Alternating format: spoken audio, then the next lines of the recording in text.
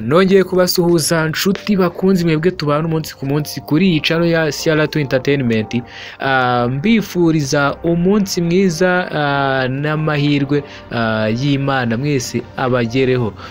Njyewe wumva nitwa Claude, ugeze hano bwa mbere kanda subscribe tujye tubana mu biganiro bigiye bitandukanye, imyidagaduro, amakuru kuvugwa hirya no hino, byose mba nabibazaniye. Wowe kanda subscribe, like, share na comment, ubundi tujye tubana mu biganiro bigiye bitandukanye. Kandi wibuke ko iyo ukoze share ubugira ngo na mugenzi wawe abone ayo makuru yari yaracitswe, mbese ubumufashije muri rusange. Naho iyo ukanze like ubu duteye inkunga ikomeye, tukabona ko mwabirebye muri benshi, mbese message twatangaga cyangwa ubutumwa bwacu bwabagezeho muri benshi. Kandi nanone iyo ukoze comment cyangwa se ugatanga igitekerezo muri comment, biba ari by'ingenzi kuko bidufasha kugira ngo tuzagire icyo dukora, cyane cyane iyo mwanditse mutubwira kucyo twabakoreraho.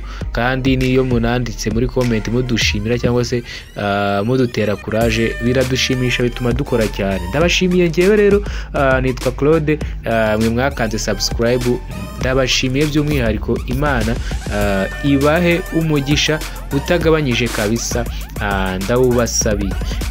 Byabaye rero babanye bahekeranye nk'amenyo. Kenisoro yaciye amarenga yo gusohoka muri rebo yabagamo, ari rebo yitwa 155 AM. nk'uko muyizi ni rebo ikomeye hano mu Rwanda, irimo abahanzi b'ibyamamare aribo Bruce Melody, Roskana, Kenisoro ndetse n'abandi bagiye batandukanye. Gusa kuri uyu munsi bazaniye amakuru avugwa kuri Kenisoro, cyangwa se amakuru Kenisoro yashyize hanze. Ni nyuma y'uko rero 155 AM iyi rebo itunganya kandi igafasha abahanzi, yari imaze gushyira itangazo hanze ivuga ko buri muhanzi wese uri muri iyi rebo ushaka kuba yasohoka ahawe uburenganzira yasohoka nta kibazo, akajya kwikorana cyangwa se akajya kwishakira iyindi management aho ashaka cyangwa se ahabona byamugirira umumaro. Ni nyuma y'uko bimenyekanye rero yuko Kenisoro yifuza gusezera muri 155 AM kubwo kutubahiriza amasezerano bagiranye, ndetse iyi nzu ifasha abahanzi nayo igatanga itangazo ko ntawe bazitiye. Yashyize hanze ubutumwa busa nko gusezera ashima. Uwashyize ubwo butumwa hanze ni Kenisoro. Nibwo nshaka kubagezaho ubutumwa yashyize hanze ku bakunzi be bamukundaga akorera muri 155 AM. Mushobora kuzajya mwumva noneho yakoreye umuziki yawikoreye ku ruhande, mbese atakoreye muri 155 AM, ndetse ari kumwe n'indi management. Nawe ushobora kumubera management, kandi nk'uko mwamukunze nanjye namukunze, dukomeze tumushyigikire kandi tumube hafi, tumwereke ko n'ubundi no kuva mu iriya rebo ntacyo bimutwaye, nta n'icyo natwe bidutwaye, ko tuzakomeza kujya tumwumva tukamuba inyuma, ndetse tukamwereka ko turi kumwe nk'uko yagiye ashimira abafana be aribo twebwe. Namwe mumukunda mukomeze mumushyigikire. Mu minsi yatambutse nibwo byamenyekanye ko Kenisoro atishimiye kuba muri 155 AM kubera ko iyi nzu irebera imiziki ye itubahiriza amasezerano bagiranye, harimo kumuha amafaranga amutunga ndetse n'andi masezerano mu buryo bwo gukora indirimbo. Ibyo rero bikaba byari bihagije, cyangwa se bikaba bishobora koko kumubera impamvu yo kuba yava muri iyi rebo ya 155 AM iyobowe nande, cyangwa se ikuriwe na Coach Gael nk'uko mubizi muri benshi. Nyuma y'uko rero bigeze mu itangazamakuru, bitangira kuvugwa ndetse bigahuzwa n'ibyo mugenzi we Element wishyuzwa miliyoni 25 atishyuye ku ndirimbo yakoze. Iyi nzu rero ireberera inyungu z'abahanzi barimo Bruce Melody yagize icyo itangaza.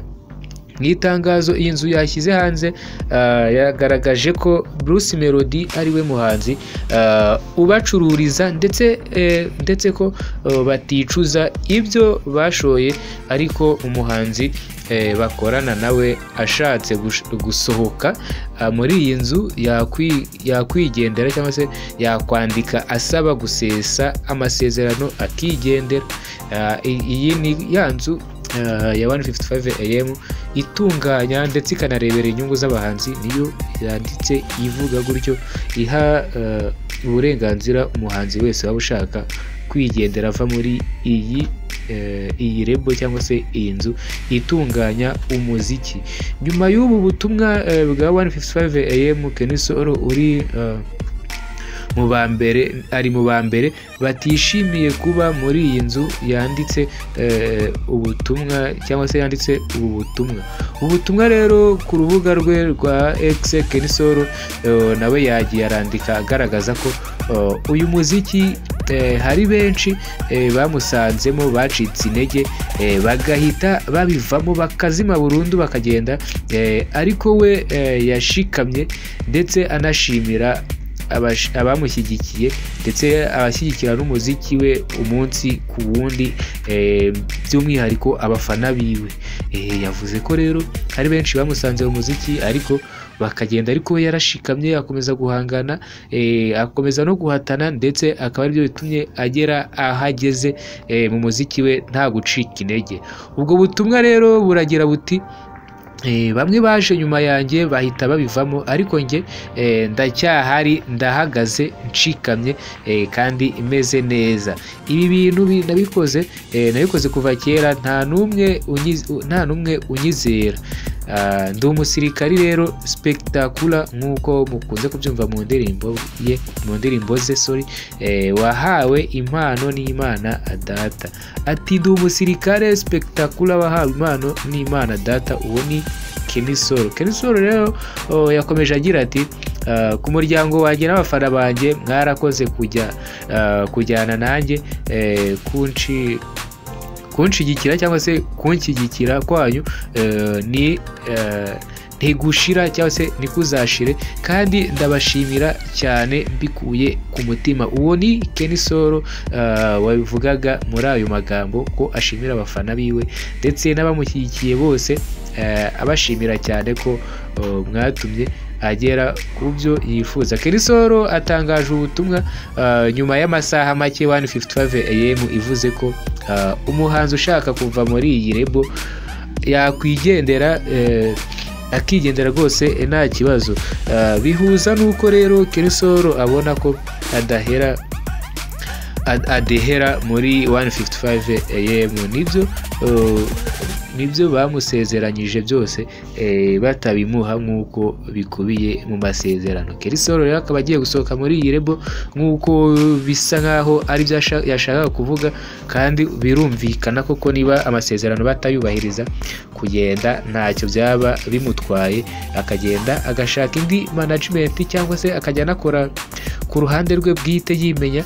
Nabyo birashoboka kuko hari abahanzi benshi babikora kandi bikabahira. Kenny Solo rero ni umusore ukora injyana ya R&B Afrobeat, ndetse akaba akora indirimbo nziza, ndetse nakubwiza ukuri nkanjye ko bigoye kuba wabona indirimbo mbi ya Kenny Solo. Kenny Solo aririmba indirimbo nziza, namwe murabizi mwabahamya, kandi si ukumufana gusa ahubwo arabishoboye, afite impano.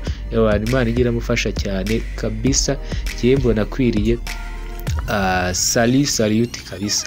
Kenny Solo arashoboye kandi azanabishobora niyo yava hariya. Yewe mba numva byose bishoboka. Njye wumvaga nitwa Claude, wowe ugeze hano bwa mbere kandi subscribe, tujye tubana mu biganiro bigiye bitandukanye bizagufasha kujya umenya uko hirya no hino byiriwe cyangwa se nuko byifashe. Nicyo mba nifuza, niyo ntego y'iyi channel yacu nk'uko mpora mbibabwira. Kandi subscribe, like, share na comment, tujye tubana. Banyarwandakazi, twabazaniye za ntebe z'imigano, turazikora ahangaha. Dukorera ku kiraro uva Nyabugogo, ku kiraro cya mbere ku Kinamba. ku bindi bisobanuro waduhamagara kuri 0788 Kaze muri Mambo.